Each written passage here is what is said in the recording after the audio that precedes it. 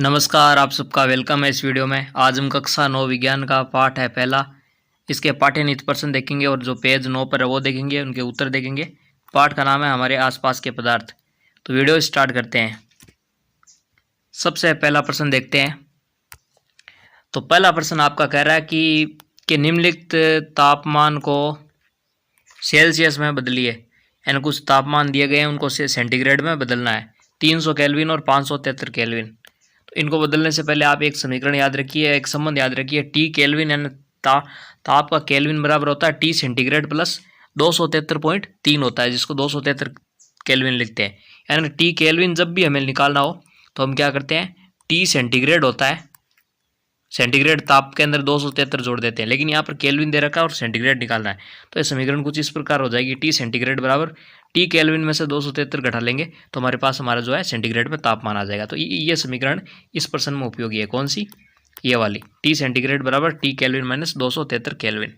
ठीक है। तो ए में दे रखा है केल्विन में तापमान 300 केल्विन, ये दिया है प्रश्न में। तो हमारे पास समीकरण है टी सेंटीग्रेड बराबर टी केल्विन माइनस 273।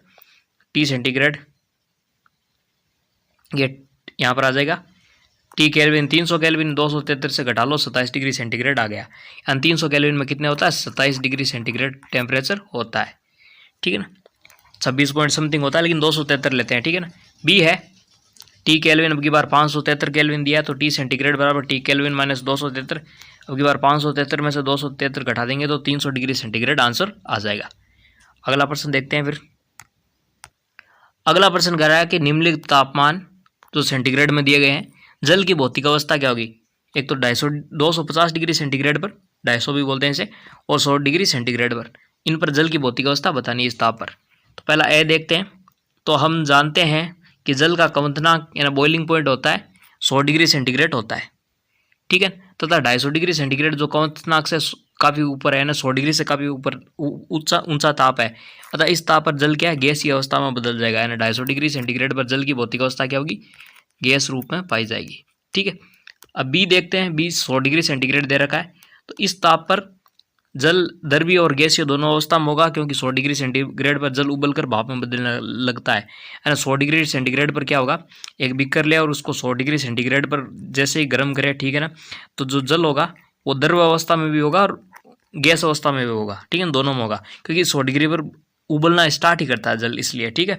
आगे बात करते हैं। फिर तीसरा प्रश्न देखते हैं। तीसरा प्रश्न कह रहा है कि किसी भी पदार्थ की अवस्था परिवर्तन के दौरान ताप स्थिर क्यों रहता है? यानी जब अवस्था परिवर्तन होती है, ठोस है, द्रव से गैस या जो भी, तो उस दौरान ताप स्थिर क्यों रहता है, ये पूछा है इसके अंदर। तो इसका उत्तर हो जाएगा किसी भी पदार्थ की भौतिक अवस्था के दौरान ताप इसलिए स्थिर रहता है क्योंकि दी जाने वाली ऊष्मा उसके कणों के बीच आकर्षण बल को तोड़ने में प्रयुक्त होती है। यानी आकर्षण बल ठोसों में सबसे ज़्यादा होगा, पास कण होंगे, द्रवों में थोड़े दूर होंगे, और गैस में सबसे ज़्यादा दूर हो गए कण। तो ये आकर्षण बल है, इसलिए पास है ठोस में जो, इसलिए क्या जो ऊष्मा दे रहे हैं, ताप दे रहे हैं, वो क्या है, इनके आकर्षण बलों को तोड़ने के लिए प्रयुक्त हो रहा है, इसलिए ताप नहीं बढ़ रहा। अतः इस प्रकार अवस्था परिवर्तन के दौरान दी गई ऊष्मा को गुप्त ऊष्मा कहते हैं। गुप्त ऊष्मा है ना, क्या वो हाइड हो गई। हाइड क्यों हो गई? क्योंकि उसने आकर्षण बलों को तोड़ा। और ये गुप्त ऊष्मा कितने प्रकार की होती है? गलन की गुप्त ऊष्मा या वाष्पीकरण की गुप्त ऊष्मा कहते हैं ना, इसे गुप्त ऊष्मा कहते हैं। ठीक है ना। और ये ब्रैकेट में ये लिखना है। ये था इस प्रश्न का उत्तर। ठीक है। अगला प्रश्न देखते हैं। चौथा प्रश्न है वायुमंडलीय गैसों को द्रव में परिवर्तित करने के लिए या परिवर्तित करने के लिए, बदलने के लिए, वायुमंडलीय गैस है उसको द्रव में बदलना है गैस को, इसके लिए कोई एक विधि सुझाइए ना, एक विधि बताइए। तो इसका उत्तर है वायुमंडलीय गैसों को द्रव में बदलने के लिए दाब को बढ़ाया जाता है, जबकि तापमान को घटाया जाता है। यानी जब भी गैस को द्रव में बदलना हो तो दाब प्रेशर बढ़ाना चाहिए और ताप को कम करना चाहिए। ठीक है, इस बात को ध्यान रखना है।